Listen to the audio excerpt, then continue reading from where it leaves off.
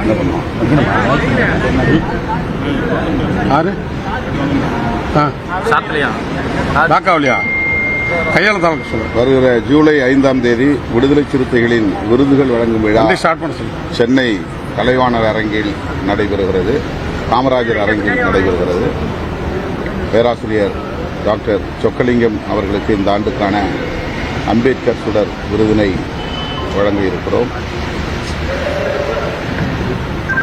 August 17 என்னுடைய பிறந்த நாள் ஆண்டுதோறும் தமிழர் எழுச்சி நாளாக கொண்டாடப்பட்டு வருகிறது. இந்த ஆண்டு அதே நாளில் தமிழ் தேசிய எழுச்சி மாநாட்டை நடத்த இருக்கிறோம். இடம் எங்கே என்பது குறித்து இன்னும் நாங்கள் தீர்மானிக்கவில்லை. ஓரிரு நாட்களில் மாநாடு நடைபெறும் இடத்தை அறிவிக்க உள்ளோம். தூய்மை பணியாளர்கள் தனியார்மயப்படுத்துவதை கைவிட வேண்டும் என்று விடுதலை சிறுத்தைகள் கட்சியின் சார்பில் வேண்டுகோள் விடுத்தோம். முதலமைச்சர் அவர்கள் அதனை ஏற்று அந்த முயற்சியை கைவிடுவதாக அறிவித்திருப்பது மகிழ்ச்சி அளிக்கிறது. தோழமை கட்சிகள் முன்வைக்கும் கோரிக்கைகளை அல்லது ஆலோசனைகளை பரிசீலித்து உடனுக்குடன் நடவடிக்கை எடுக்கிற முதலமைச்சரின் பாங்கு பாராட்டுதலுக்குரியது. ஏற்கனவே தன்னுடைய நண்பரும் ஜோசியருமான ஒருவரை அவர் ஓஎஸ்டியாக அறிவித்த போது தோழமை கட்சிகள் சுட்டிக்காட்டியதும் உடனடியாக அதனை திரும்ப பெற்றுக் கொண்டார் என்பதும், மாநகராட்சிகளில் தூய்மை பணிகளை தனியாருக்கு ஒப்படைப்பது தொடர்பாக தோழமை கட்சிகள் சுட்டிக்காட்டியதும் உடனடியாக கைவிட்டார் என்பதும் அவருடைய அணுகுமுறைக்கு ஒரு சான்றாக உள்ளது. அந்த வகையிலே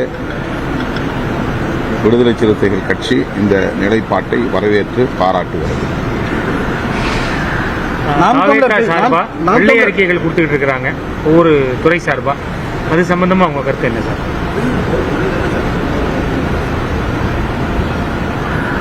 வெள்ளை அறிக்கை என்பது கடந்த கால ஆட்சி நிர்வாகத்தில் எவ்வாறு நிதி நிலைமை இருந்தது என்பதை பொதுமக்களுக்கு அறிவிக்கிற ஒரு நடைமுறை. அதனை இந்த அரசு வெளிப்படையாக அறிவிப்பது ஜனநாயகத்தில் ஒரு வெளிப்படைத்தன்மை வேண்டும் என்பதை உணர்ந்து இந்த அரசு செயல்படுவதாக நான் நம்புகிறேன், வரவேற்கிறேன். நாம் தமிழர் கட்சி தமிழ் தேசியம் பேசி ஒரு உச்சகட்ட வாக்கை வாங்கிட்டு இப்போ கொஞ்சமாக சரிஞ்சு இப்போ கீழே நிற்கிறாங்க. இப்போ நீங்கள் தமிழ் தேசியத்திற்கான அந்த குரலை முன்னெடுப்பதோடைய நோக்கம் என்ன? நாங்கள் 35 வருஷமாக பேசிட்டு வரோம். தமிழ் தேசியம் எங்கள் இயக்கத்தினுடைய 5 முதன்மை முழக்கங்களும் ஒன்று தமிழ் தேசியம், சாதி ஒழிப்பு, தமிழ் தேசியம், பாட்டாளி வர்க்க விடுதலை, மகளிர் விடுதலை, ஏகாதிபத்திய எதிர்ப்பு என்பது விடுதலை சிறுத்தைகள் கட்சியின் ஐவகை முழக்கங்களாகும். எத்தனையோ பல தமிழ் தேசிய கருத்தரங்குகளை, மாநாடுகளை கடந்த காலங்களில் நடத்தியிருக்கிறோம். தமிழர் இறையாண்மை மாநாடு என்ற ஒரு மாநாட்டை மறைமலை நகரில் லட்சக்கணக்கானோரை திரட்டி நடத்தியிருக்கிறோம். ஆகவே அதன் அடுத்த பாய்ச்சலாகத்தான் தமிழ் தேசிய எழுச்சி மாநாட்டை இப்போது நாங்கள் முன்னெடுக்கிறோம். ஜனநாயகன் தயாரிப்பாளர் வந்து டெல்லி மேல் அதற்கு அமைச்சர் நிர்மல்குமார் விளக்கம் தந்திருக்கிறார். அவர் முதல்வருக்கு நம்பிக்கைக்குரியவர், அதனால் அந்த பொறுப்பு வழங்கப்பட்டிருக்கிறது.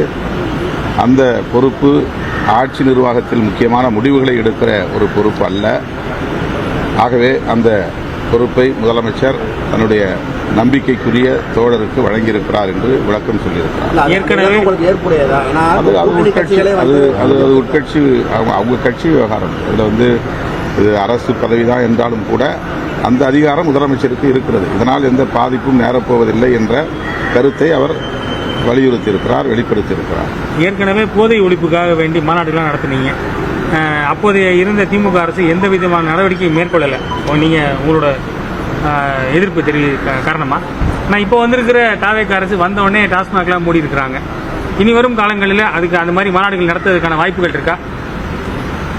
அந்த மாநாட்டை நடத்தும் போது விடுதலை சிறுத்தைகள் கட்சியில் துணை பொதுச் செயலாளராக இருந்தவர் தம்பி ஆதவ் அர்ஜுன். அவர் இப்போது ஒரு முக்கியமான அமைச்சர் பொறுப்பிலே இருக்கிறார். மது மற்றும் போதைப்பொருள் ஒழிப்பில் அவருக்கு ஒரு தெளிவான பார்வை உண்டு. இந்த அரசும் உடனடியாக பொதுமக்கள் கூடும் இடங்களில் உள்ள டாஸ்மாக் கடைகளை மூடுவோம் என்று அறிவித்து ஒவ்வொன்றாக மூடி வருகிறது.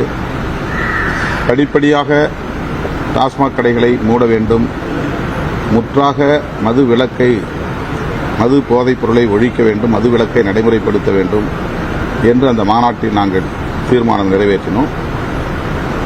இந்த அரசின் கவனத்திற்கும் அதை கொண்டு செல்வோம். இது இந்தியா முழுவதும் உள்ள ஒரு பிரச்சனை. நேற்று கூட நான் ஆந்திராவுக்கு ஓங்கோலுக்கு சென்றிருந்த போது ஒரு விபத்தில் தமிழ் மாணவர், ஒரு இளைஞர் பலியாகிவிட்டார். அவர் மீது மோதிய வண்டி கஞ்சா செடிகளை சுமந்து வந்த, ஏற்றி வந்த வண்டி, லாரி என்று சொல்லப்பட்டது. அதுவும் தமிழ்நாட்டிலிருந்து அந்த வண்டி ஆந்திராவுக்கு வந்தது என்ற கருத்தையும் சொன்னார்கள். இப்படி எல்லா மாநிலங்களிலும் கஞ்சா போன்ற போதைப் பொருள்கள், போதை மாத்திரைகள், மது போன்ற அனைத்தும் பெரிய அளவிலே புழக்கத்தில் இருப்பது கவலை அளிக்கிறது. அதனால்தான் விடுதலை சிறுத்தைகள் கட்சியிலே அந்த மாநாட்டிலே நாங்கள் ஒரு கோரிக்கையை முன்வைத்தோம். மதுவிலக்கு என்பது மாநில அரசின் அதிகாரத்தில் இருந்தாலும் கூட தேசிய அளவில் மதுவிலக்கு கொள்கை வரையறுக்கப்பட வேண்டும். இந்திய ஒன்றிய அரசுக்கும் அந்த பொறுப்பு இருக்கிறது என்று சுட்டிக்காட்டினோம்.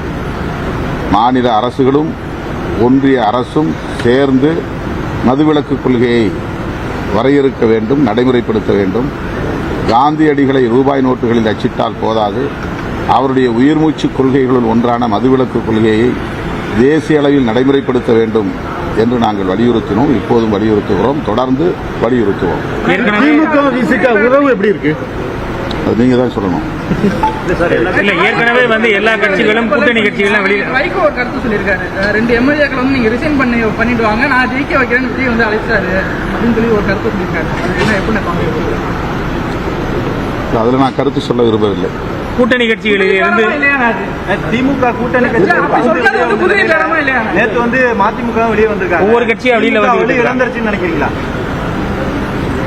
இந்த கேள்வியை நீங்க திமுக மதச்சார்பற்ற திமுக கூட்டணியை பாதுகாக்க வேண்டும் என்கிற பொறுப்புணர்வோடு இயங்கிய ஒரு கட்சி. தேர்தலுக்கு முன்பு திமுக கூட்டணியை உடைப்பதற்கு பலரும் முயற்சித்தார்கள். அதுவும் என்னை வைத்து உடைக்கிற முயற்சி நடந்தது. அதற்கு நான் இணங்கவில்லை. தேர்தலுக்கு பின்னர் இந்த கூட்டணியை கட்டி காப்பாற்ற வேண்டிய பொறுப்பு என்னை போன்றவர்களுக்கு இல்லை, அந்த வலிமை எனக்கு இல்லை. ஆகவே இது குறித்து பதில் சொல்ல வேண்டிய பொறுப்பு திமுக தலைமைக்குத்தான் உள்ளது. மதிமுக ஒரு சகிப்புத்தன்மையோட தான் அந்த கூட்டணியில தொடர்ந்ததாக ஒரு குற்றச்சாட்டு வைக்கிறாங்க. நீங்க அந்த சகிப்புத்தன்மையோட தான் இருக்கிறீங்களா அல்லது உங்களோட நிலை மாறுபட்ட கட்டாயப்படுத்தப்பட்டு 2 எம்எல்ஏக்கள் உங்களுடைய உறவு என்பது எப்படி இருந்துச்சு? கூட்டணி உறவு என்பது எப்படி இருந்துச்சு? கட்டாயப்படுத்தப்பட்டு 2 உறுப்பினர்கள் அங்கு திமுக சின்னத்தில் தேர்தலில் போட்டியிடப்பட்டதா அவர் சொல்லியிருக்காரு. இதே ஒரு கட்டாயம் திமுகவில் இருக்குன்னு நினைக்கிறீங்களா? இந்த கேள்வியை நீங்க மதிமுகவுக்கும் திமுகவுக்கும் தான் உங்களை பத்தி பேசியிருக்கிறாங்க.